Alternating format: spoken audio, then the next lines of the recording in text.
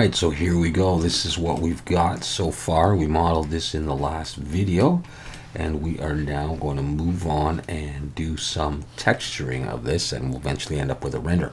Now I'm going to provide you with a few images. They're available for download on the Zero Bio Discord from the reference channel, which is right at the very bottom, and I'll link to those. And I'm doing that so that you have a permanent record of the materials. This is not the greatest metal in the world that we're going to use, but it's something for you to keep, and so that we pretty much get the same results. All right, and I'll be referring to them as well, because I don't always remember by heart what I'm going to do. So, all right, anyways, this is what we've got, and we want to start defining some materials for this, and then we'll do some lights and a camera, and we'll render it.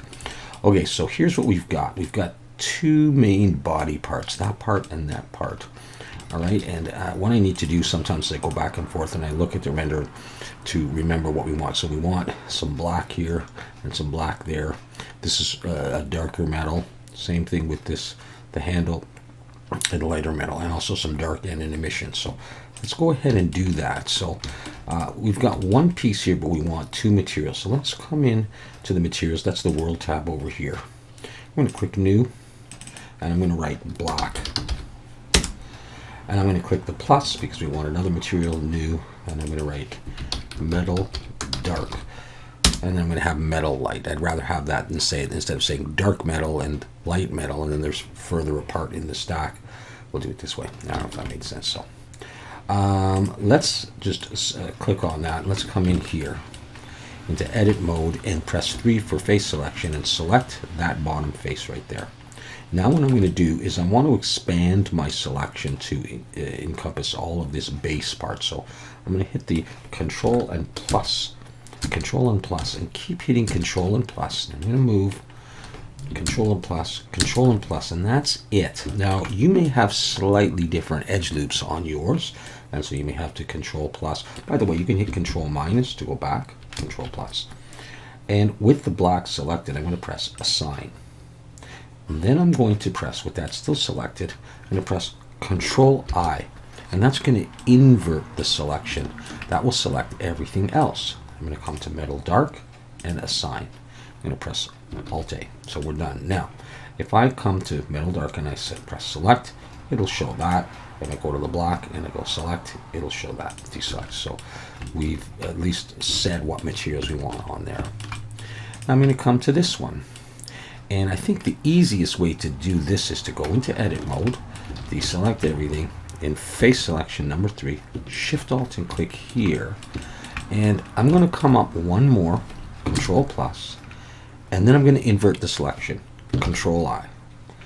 And that part we're going to put on a new material here. We're going to put on black and Assign. I'm not going to do the other material right now, the metal light, because we're going to copy the dark and make some small changes. So I'm just going to leave it like that for now. I'll deselect. If I want to select again, well, it's got it on both for now, but we'll fix that up in a bit. All right, let's come to the handle. I want metal dark on that. And no, yes, I do. And I want the black on that. Okay. Let's come over here, and on this one I'm going to want black, and right in the middle I'm going to want another material. So I'm going to press 3 for face selection, select that face, and Control plus to come out to the edge. I'm going to create a new material, new, and I'm going to call this one Emission, and I'm going to press Assign. Let's go Control I, choose the black, and Assign. So I should have the ability to get both of them. Let's try the black, select, deselect. Let's try the emission, select. There's that part. With that part there, let's go ahead and create that material itself. I mean, we created it, but let's do something here. Under the surface, let's switch that to emission. I'm going to come over, by the way, to the viewport shading. I'm clicking there. Let's change this to a blue color. So that's changing. Just choose any blue for now. Let's change the strength to maybe 15 and come out. So that's the only one with the actual material going. Now, before we go any further, let's make some changes here. Let's come to our render properties. All right. I'm going to do this in Eevee. Let's change this to 150 samples. That's all we're going to need for this. Let's click on Ambient Occlusion, but let's open that up and change this factor from 1 to 2. That's going to create some shadows in here. That's going to look good. Let's turn on Bloom. Just watch this as I do that. Got a bit brighter there. We're going to do something else with that soon. Let's come down and click on Screen Space Reflections, and let's open this, and let's also turn on Refraction. All right, that's all we got to do. Let's save our work as we go along. All right, so we've done that. We'll do cameras and lights in a bit. Let's go on and do the materials. Let's select that bottom part here and go into the Shading tab. Now, I've closed my side parts there, but everything else should look pretty much the same. I am on the black material. Let's go back to the material tab. I'm on the black material here. So just gonna come on up. All right. So here in the principled BSDF, this is gonna be very simple. This one, we're gonna change this color. We're gonna scroll down to not quite black, a dark gray.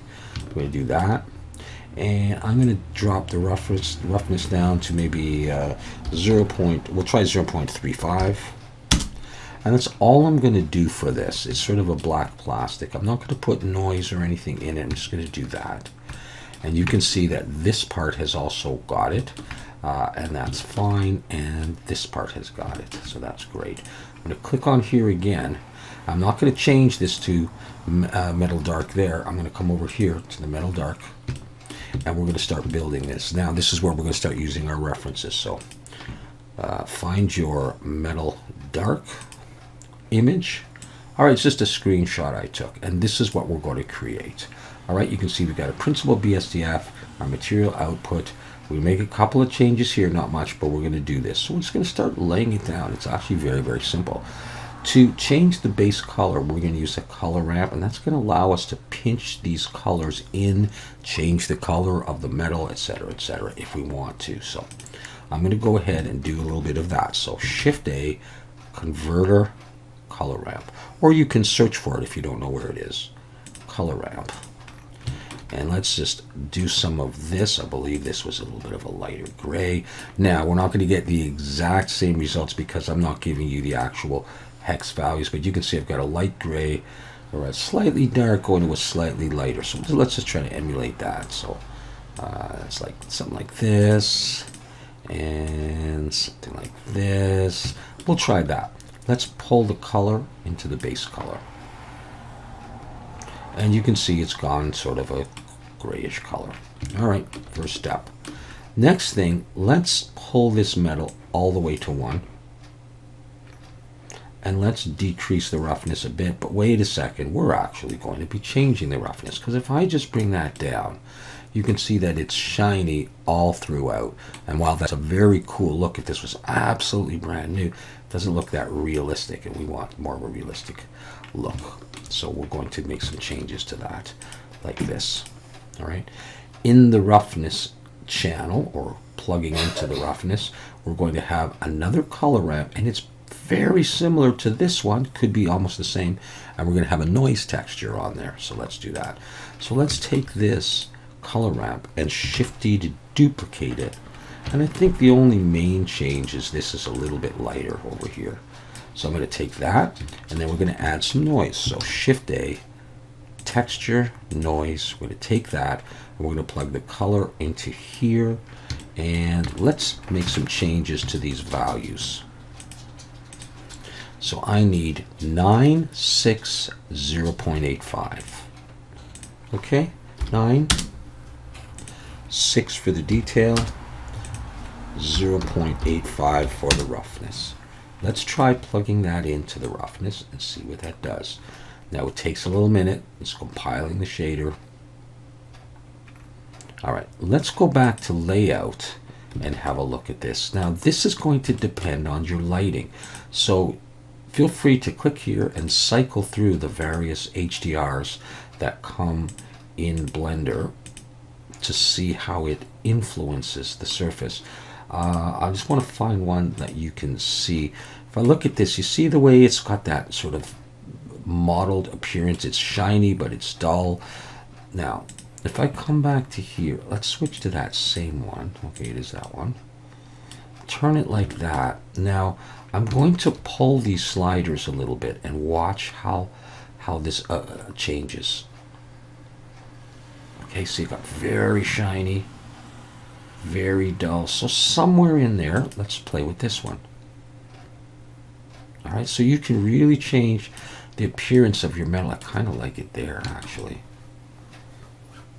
All right, to give that look on the metal. And then this is going to affect the color here. So if I adjust this, I can pull that in. It's getting brighter. I can make this metal darker. All right, so just experiment. We won't actually get the exact same result, but it'll hopefully be closer. You get something similar to this. All right, so let's see what else that we're going to need. Well, we're going to want to put some bump on this, so we have sort of surface imperfections that go in or out of the material. So we're going to need a bump node, another color ramp, and a couple more textures on here. All right, so let's go ahead and bring in a bump, a color ramp, and a Voronoi texture and make some changes. All right, so here we go. This is going to connect to the normal down here, so I'll just scroll up. So let's go vector bump. Just drop that down. We're going to need a color ramp. We can take this one and duplicate it. And we can even reset the color ramp. Let's do that for the moment. And then we're going to need a Voronoi texture. So Shift A, texture, Voronoi. Come over here. We're going to go from the color into the fact of the color ramp. From the color into the height. Let's just have a look at the settings for this. This is basically going from black to white, so I pretty much left it. The strength is going to be quite low, but I won't do that yet. But we're going to need a change. We're going to need 3D, F1, Euclidean, and a scale of 12 on the Voronoi. That's the only change that I'm going to make, just 12. I'm going to leave that there, keep saving, and let's go on. Feeding into this is the texture coordinate and mapping nodes. So I'm going to come back to Blender. I'll go Shift A, input, texture coordinate. I'll just drop that down there. Shift A, converter, no, it's vector mapping. There it is, that. We're going to come from the object into the vector and from the vector into the vector, just like that. Okay, there's one more thing. I'm going to put down a noise texture in between here. All right, and we'll use these values, 5, 16, 1, and 0. So let's do that. Let's take this noise texture and duplicate it. Shift D. We're going to change this to 5. I think this was, well, I forget already. 5, 16, and 1 is what we're doing. 5, 16 is the maximum detail we can get, and 1 for the roughness. We're going to drop this in here, and it already puts it in. Object to vector, color to vector. Come down here. Now, let's try plugging this in to the normal. Give it a second or two.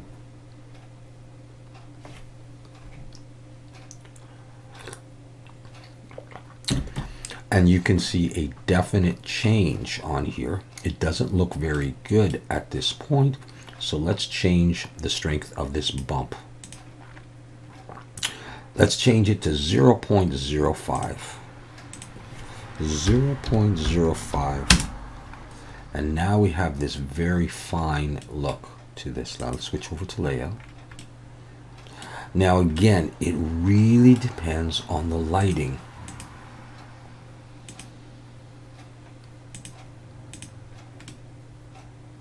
See, the metal looks much darker under this light than under some of the other lighting conditions.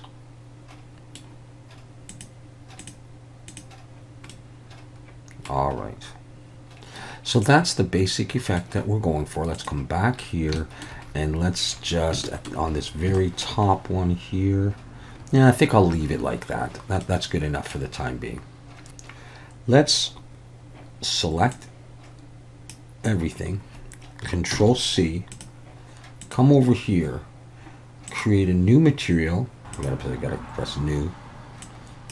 We'll delete this stuff, Control V, put that down, and this material is going to be called Metal Light. This material is going to come on here. So go into edit mode, Shift Alt and click there, zoom in, and remember we have to go up one, Control plus. We're going to assign it there. And now it's on there, so I can come back into object mode, but it's the same. I want to make some changes to this, but not very much. Let's come over to Metal Light. So you should have the reference image for that. All of these values, I believe, are going to be the same, except this color ramp here, maybe this one as well. So I'm going to pinch these in a little closer and make them a little lighter. Here they are right here. I'm going to pinch this in here, and I'm going to make this one a little lighter.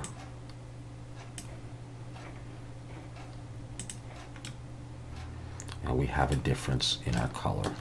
And you can see the ambient occlusion here, which is this dark shadow there. Let me make sure this is light gray to white.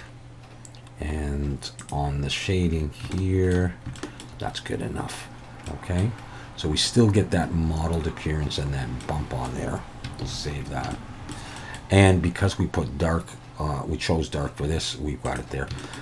Let's go back to layout and look from the front. Sometimes when I look at this, it looks like I want to go into edit mode, select it all, and SX. It's scaling in just a little bit. I mean, it may be off the diagram. I just want it away from the side of it. Oh yeah, you can see the darkness here. That's the ambient occlusion. All right, so we have created the materials. Maybe you want this a little bit lighter metal so that you see a real difference, but we'll see how it looks in the end. Now let's set this up for rendering. We've already made some changes here by choosing ambient occlusion, bloom, screen space reflections. Let's bring in some lights and a camera. All right, okay, Shift A, and we're going to choose camera. Before we do anything to set this up, I'm probably going to render from something like this position, or I might change it a bit. My camera's under here. I'm going to press Control Alt and 0. Control Alt 0. And that brings in the view for the camera. And before I go any further, I'm going to press N, come down to View, and lock camera to view. N to close that. Now I can just do this kind of thing, and the camera will stay there. I'm going to change the size of this though, so let's come to the output properties. And I'm going to change this to 1024 by 1024. I do not need a huge image. And I'll scroll in a little bit and just position this. I think I'm probably actually going to render that way because we got to put on the decal. And we'll do that in a second.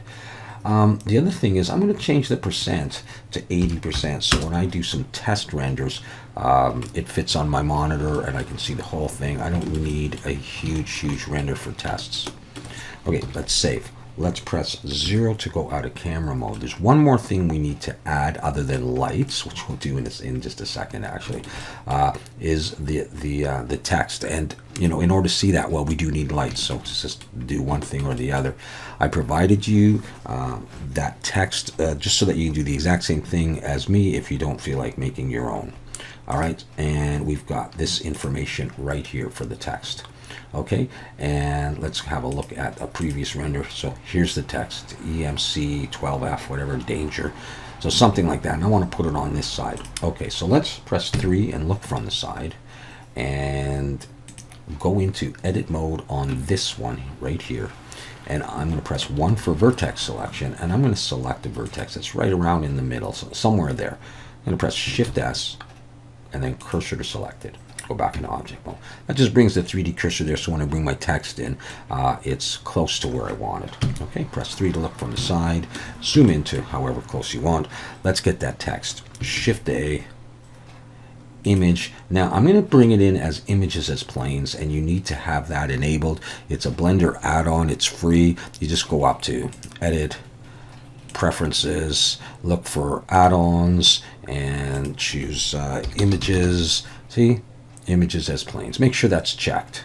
Okay, so Shift A, image, images as planes, and then find that image wherever you've got that stored. if you're using that one, or you use whichever one you want. So it's this one here, EMC 12 Danger PNG. We want it to have some transparency. Bring it in, and there it is. Okay, and it looks backwards. All right, fine. So let's go into edit mode and rotate Z 180 degrees. All right, I'm going to position it roughly where I would want it, and then let's trim it. All right, so I'm going to put some edge loops, Control R, drag it till it's on the other side of the R, and another one to the other side there. Now, if you move these now, it will bend the text. So don't do that. Just drop them down where you want them, position them. As you move them the first time, it's not going to change anything. So around there, press 3 for face selection and select. Hold down Shift. Hold down select. Just trim all this extra stuff off. We don't need that. It was just the way I made it. So, all right. So we have that. I want to wrap that around a cylinder. So I'm going to need some more geometry in this, some more vertical edge loops, so that I can actually bend it. Because this is a solid piece, like wrapping a piece of wood around a cylinder. It's not going to work. So press 3, look from the side, and roll in, and Control R, and just roll your mouse up a bunch of times, something like that. Get it really subdivided like that. Okay. Now, it looked like it was white text, didn't it? It just depends on the lighting, so don't worry about that right now. Okay. Have this relatively close to the cylinder. You can, if you want, go set origin to geometry to bring the 3D cursor of your gizmo right onto that. We're going to shrink wrap it onto here. So come to the modifiers. With this one selected, choose Add Modifier, shrink wrap, and then with the eyedropper, choose your cylinder here. And it's sort of disappeared underneath. Let's change the offset. Let's try 0.01. That will often do the trick and pop it to the surface. It may or may not be enough. We'll see if that's done the job for us. We move it along. Let's leave it there for the moment and see what we can do about this text now. Okay, come to the shading tab, and you can see, well, let's find it. There it is. And you can see that we already have a material here. All right, when we brought that in, it created a material, and what it's done is it's given us a principal BSDF material output. That's the typical stuff, and it's brought in that image, that PNG image, and it's connected the color to the base color, so we get that black, and the alpha coming down to the alpha here, so we get that transparency. Okay, so we're going to do a little bit of work on this. The first thing I'm going to do is I'm going to bring in a color ramp, and I'm going to drop it down here. All right, let's see what I've done over here. You can see that I pinched these in quite a bit.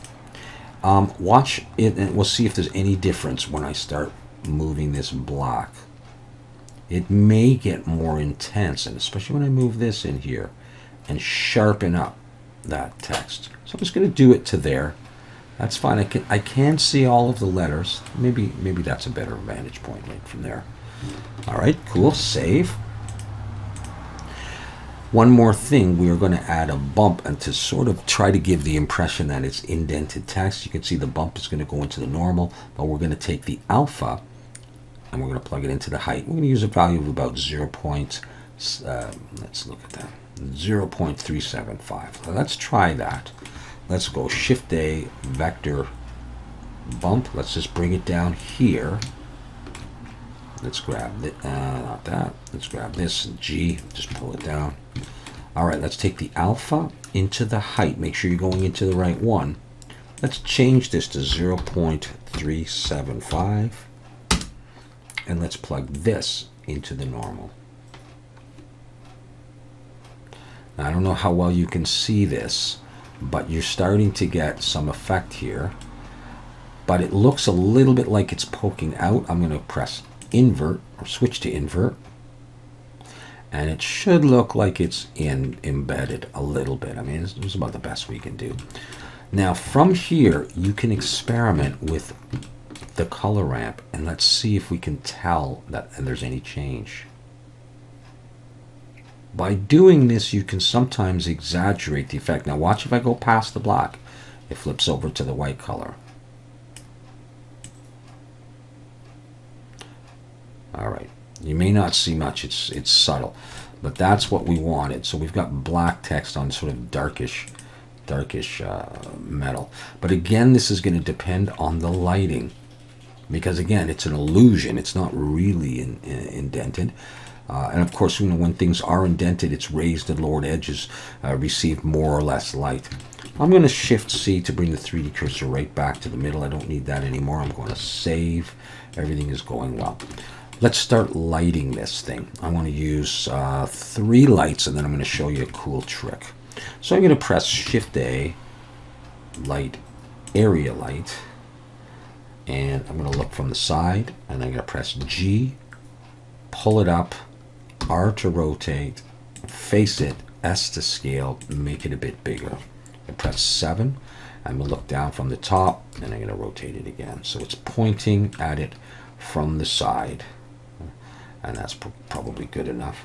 Let's change the value of this to maybe 60. And we don't see anything yet, so let's switch over to scene lights. Now you can see that light. So maybe 50. And then you can change the color of the light. Maybe I'll make this one a little bit yellow. Look at 7, top view. Shift D, G, drag it over to the other side. Doesn't have to be exactly lined up, just over here. R to rotate, point at it. But let's make this the complementary color and just come up. And slightly blue. Now, I've made them the same strength. Sometimes people like to make that a little bit different.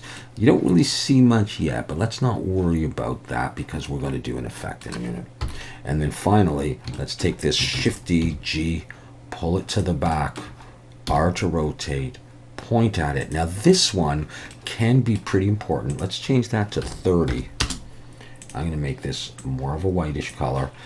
Because depending on the camera, let's look through the camera, this will create some backlighting, and it depends where you want it. Often people have it directly behind the camera facing you. So don't forget, by the way, to press 0 to come out of the camera view. Maybe look from the top and say, okay, my camera's there, so I'm going to move it over here a bit, and just position it the way you like, and it creates a nice glowing effect on the back. I'm not going to worry too much about it, but that's what we have so far. Now, of course, if I turn to move over here, which is really where I want to render it from because I want to get that text, maybe I want to move this light. So I'm going to press 0 to come out of camera view, and my camera's there now. So I'm going to come over here and rotate this, and let's see if I'm getting, oh, look at that nice glow there. But whatever, I'll just rotate it. Yeah. It's really up to you. I mean, you know, this part is pretty personal, and it takes some time to set it up the way you want. But that's fine. Now, we're going to do a test render now. All right, and this is another reason why I set this over here at 80%, so it doesn't take forever. And we're only using 150 samples, and that's fine. So I'm going to go ahead and press F12. All right, and you can see my render. Now, it's not too incredible yet, although that looks very nice. This piece looks nice. It's a little dark here, so I think we're going to play around with this a little bit. I'm going to move it over, rotate it, might move it a little bit closer, and I might actually make this is now my main line. I may actually make this 60. Now, here is a neat trick to add some more light and more color. We're going to come over to the World tab here, and under Color, we're going to add in some environment lighting. So I'm going to click on the circle here, and I'm going to choose Environment Texture. Before I open one, let's come over here and use Scene World. Now we can see with the lights, but it looks all pink or purple, and that's because we haven't loaded one. Now, normally people would click open and they'd find an HDRI image, but I want to suggest to you using a Windows wallpaper. So I'm just going to come to some Windows wallpaper that I have and choose one that's got some color to it, just anything. I'm going to click open, and that's going to throw in my Windows wallpaper. And that can create some really neat effects, but I'm going to increase the strength to maybe 5. Let's try a render just like that. Now, I may need to adjust my main lights as well. Now that's starting to look kind of cool. All right, it's starting to look neat. When you render, you may not want to see the image in the background. Everyone knows you use Windows wallpaper. And plus, you may want to composite it into another program like Photoshop or whatever. So let's get rid of that. Let's click over here at the very top and scroll down to where it says film and choose transparent. Save. Now try render. Okay, so we get the color from the Windows wallpaper, but we don't get the background itself. I want to do one more thing. All right, we're going to render again. You just have to have one render done that you've done to do this next step. This is the final step. All right, so there's our stuff so far. In fact, maybe I'll do it from there. Let's see what that looks like.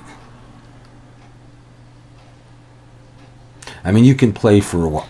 You can play for a while with your lighting to get it the way you like. All right, I sort of like that. I can see that that's somewhat indented, and I see some nice lights. And maybe that's even too bright for some of it. But anyways, what we're going to do is we're going to come up to compositing. Click there. We don't see anything. Click on Use Nodes, and we get this stuff here. And I click on this one, press G, and drag it out. And we have this node here. Let's press N to close the side and just drag that down. Let's press Shift-A, come to Output Viewer, drag that roughly in line here, and take the image, plug it into here, and now we see our latest render in the background. Okay, I'm going to join these together, and I'm going to press Shift and that was right mouse button, Shift and right mouse button. And this dot is still selected. I'm going to press G, and I'm just going to drag it out sort of straight. So now we can do some effects. And by the way, you can zoom and you can pan these and stuff like that. So two things I really want to show you. One to deal with the emission and one to deal with the sharpness. So let's do that first. Let's press Shift-A, filter glare. I'm going to drop it right there. At first, I'm going to roll in and choose fog glow. And then I'm going to take this and just drop it on there. And I don't know if you saw that there was a change. You can see it right in the screen here. This emission now glows more. So if I come back to layout and I just turn this a little bit, all right, so we can see that. Note that I'm not getting the background, and you can see more of a glare on there. And I mean, that's getting close to the final render, but there's one more thing I'm going to do. I'm going to come back to the compositor, and sometimes I like to do this and sometimes I don't. I'm just moving stuff around a little bit. And that is to add sharpening.